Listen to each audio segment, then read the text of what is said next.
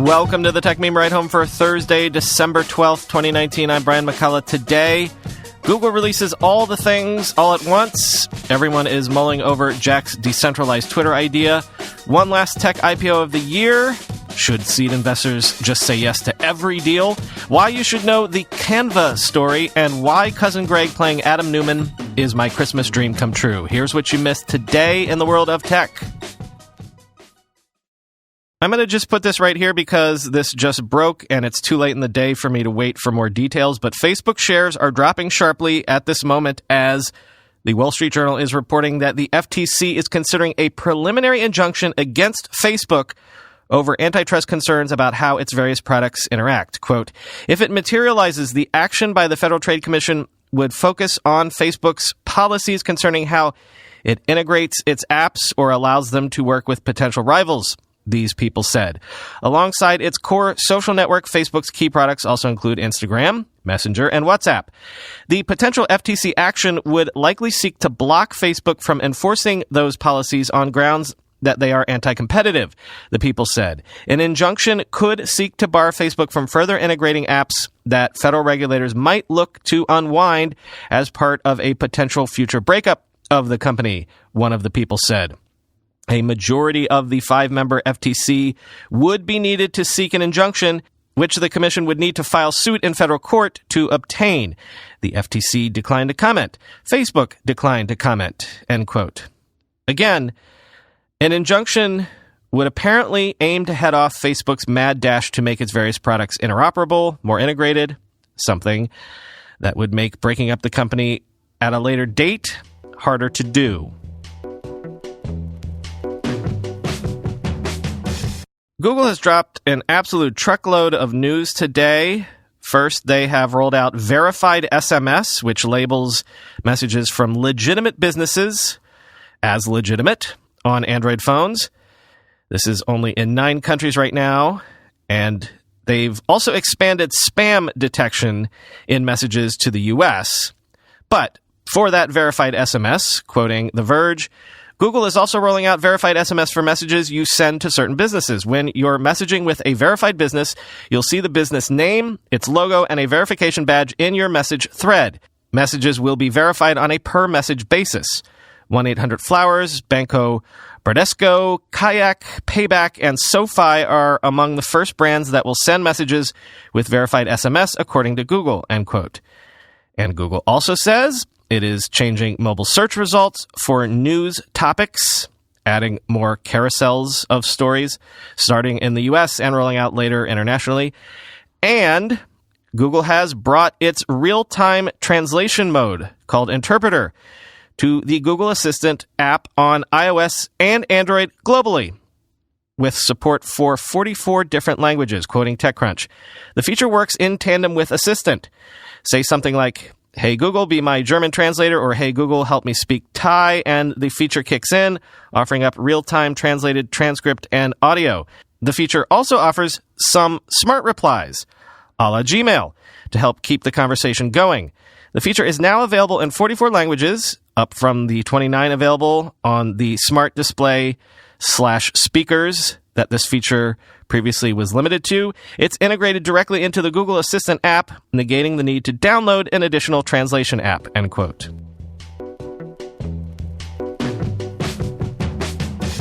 Bill.com, a startup which automates payments for small and medium businesses, is bravely testing the waters for unprofitable unicorn startups, also bringing back keeping .com in your name, a la the 90s.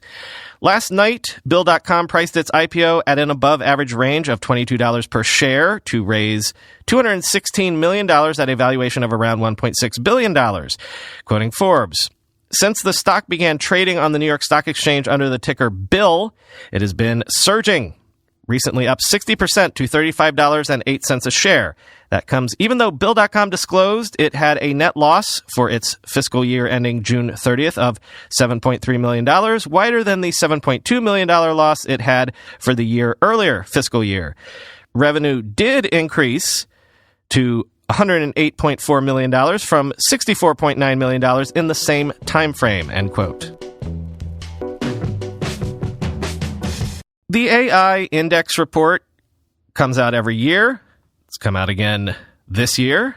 And given how much we talk about AI these days, I think it was worth taking a look at the report. AI research has been skyrocketing. There has been a 300% increase in peer-reviewed AI papers this year. AI degrees are popular also. AI is now the most popular specialization for computer science graduates in North America. For all the talk of China leaping ahead in AI research, the U.S. still leads the way in private AI investment.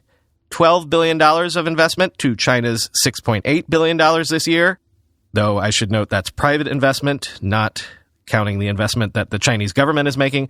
But also, the most popular, theoretical application for AI right now is still self-driving cars, which received more private investment than any other category, quoting from The Verge.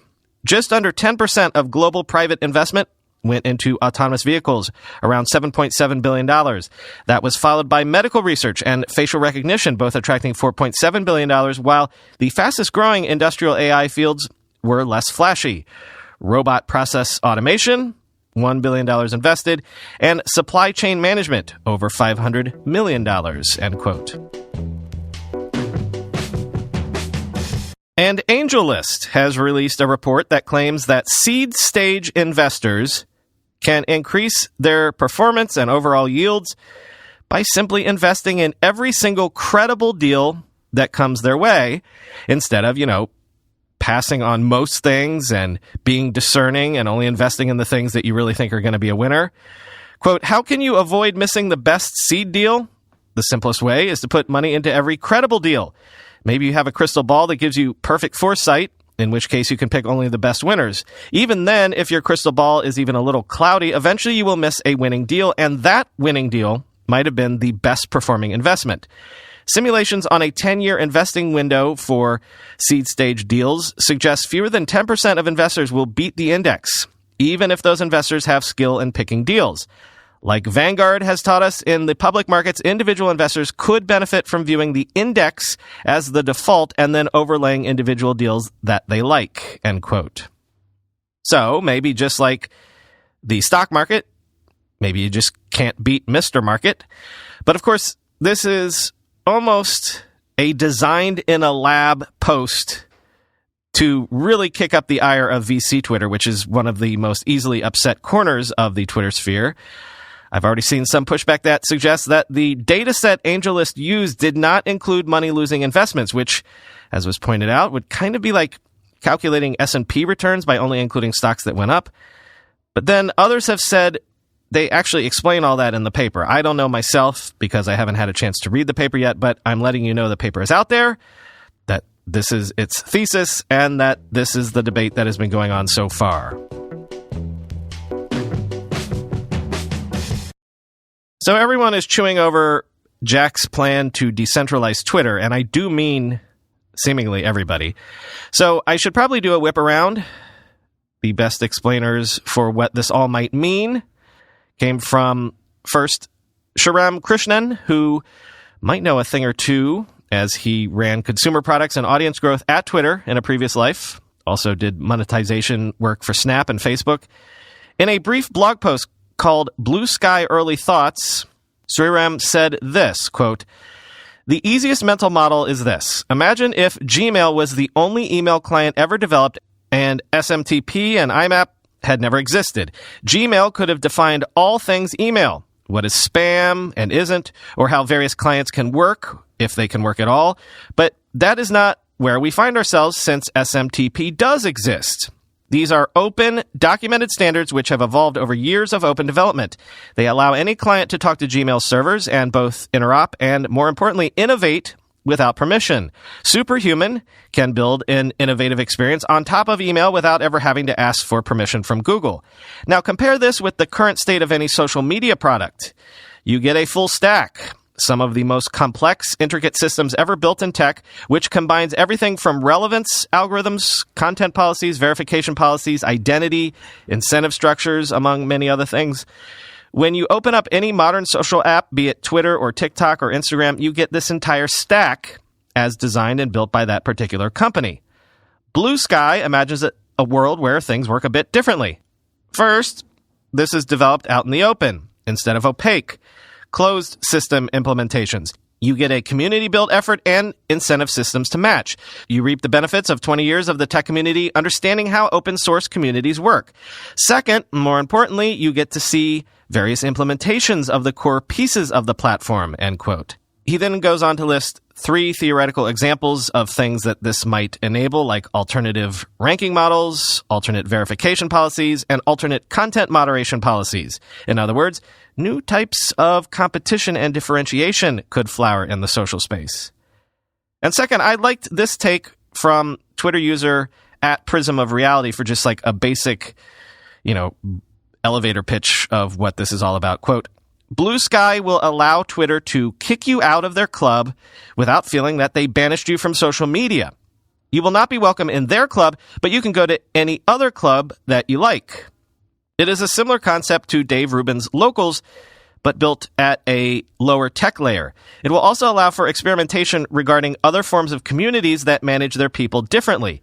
The key difference with Locals is that everything you tweeted could move with you because the posts could live in multiple independent clients, like your emails, end quote. But then everyone is pointing out actual standards and protocols like these take friggin' years to hammer out and can get seriously bogged down. And lots of people keep pointing out that there are existing projects out there like, the W3C already has an open decentralized social network recommendation called ActivityPub.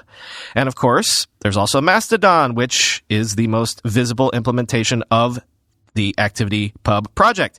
Mastodon CEO points out that, quote, it sounds like Twitter is making a Mastodon clone. But also this won't solve Twitter's hate speech problems. Mastodon CEO Eugen Rochko told Digital Trends, my reaction is really mixed. I'm not happy that the announcement omitted the monumental work that's been done in this space by Mastodon developers, end quote. Rochko also said Twitter's problems won't be fixed by decentralizing, quote, they could just clean up their own house. They could fix problems in their own space, he said. It does feel like an attempt to give up responsibility and distribute it to others instead, end quote. Indeed, one big question is, could Blue Sky simply embrace and extend existing projects like Mastodon or strike off on its own?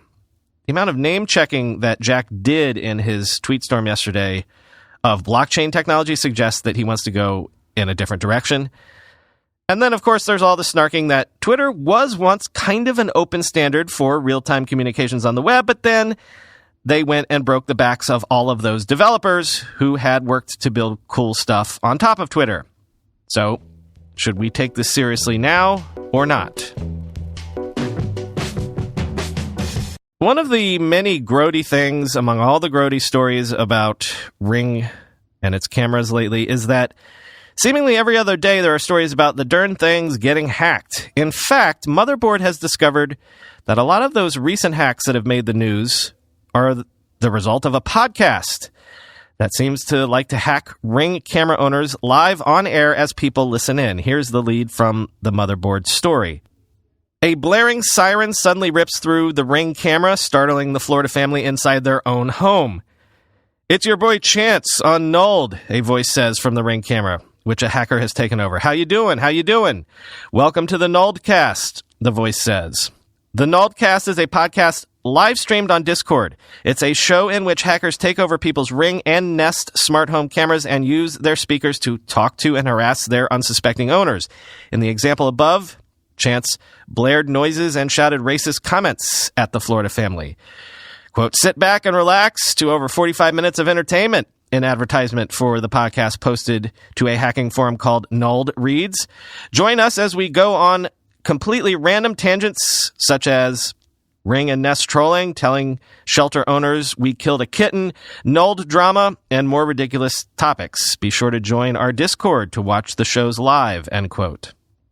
Apparently, Noldcast members have been going through trying to delete all episodes and evidence of the show today. But this brings up a point about the Ring camera, the Nest camera, any friggin' smart device that you bring into your home.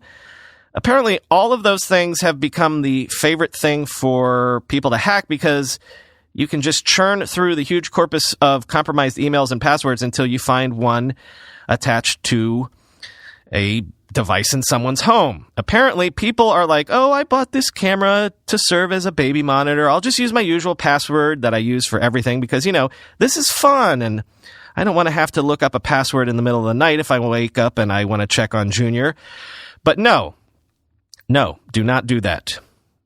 A camera in your home.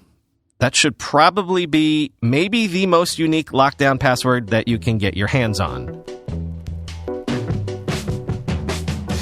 Finally today, I was considering saving this for the long reads tomorrow, but this is a story that I think more people should know about.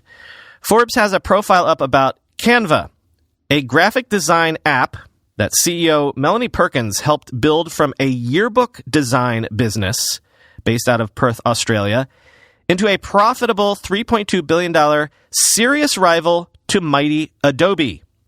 This is a classic entrepreneur story in a way, except for all the ways that Perkins and Canva are exceptional. Quote, Canva was based in Australia, thousands of miles from tech's Silicon Valley power corridor. Getting a meeting, much less funding, was proving tough. Perkins heard no from more than 100 investors. So when she met the organizer of a group of kite-surfing venture capitalists at a pitch competition in her native Perth, Perkins got to training. The next time the group met to hear startup pitches and potentially write crucial early-stage funding checks, she'd have a seat at the table, even if it meant having to brave treacherous waters. Quote, it was like risk, serious damage, reward, start company, Perkins says. If you get your foot in the door just a tiny bit, you have to kind of wedge it all the way in, end quote. Such perseverance has long been a necessity at Canva, which began as a modest yearbook design business in the state capital of Perth on Australia's west coast. From those remote origins, Canva has grown into a global juggernaut. 20 million plus users from 190 countries use the company's freemium web-based app to design everything from splashy Pinterest graphics to elegant restaurant menus. Besides an impossible-to-beat price, millions of users pay nothing at all, Canva's key advantage over rival products from tech giants like Adobe has been its ease of use. Before Canva, amateurs had to stitch together designs in Microsoft Word or pay through the nose for confusing professional tools. Today, anyone, anywhere can download Canva and be creating within 10 minutes. The company's revenue comes from upselling to a $10 a month premium version with snazzier features, or more recently, from sales of a streamlined corporate account option. High-quality stock photos, of which Canva has millions, cost another $1. It adds up. This year, the company expects to more than double its revenue to $200 million. Its most recent $85 million funding round valued it at $3.2 billion. Perkins, an alum of the 2016 Forbes 30 Under 30 Asia list, has an estimated 15% stake valued at $430 million. Throw in her 34-year-old co-founder and now fiancé, Cliff Obrecht's similar stake, and the Aussie power couple are likely worth more than $800 million, end quote. So if you don't know about Canva, get educated. It's actually also a super good, super useful product, too. I mean, come on. How can I not point out that there are going to be 2 different Adam Newman WeWork projects in Hollywood? There's going to be a feature film currently fast-tracked by Blumhouse Productions, written by the guy who won the Oscar for writing The Big Short. But also, and this is everything to me, there will also be a limited-run series produced by Chernin Entertainment and Endeavor Content that will star, and this is the best, Nicholas Braun, Cousin Greg from HBO's Succession. I mean, if you compare pictures of the two side by side, you can see how this will work. If Braun at least grows his hair out. They look alike, but let's be honest. I'd watch Cousin Greg do anything. Play Adam Newman? I mean, this is my Rise of the Skywalker news. Talk to you tomorrow.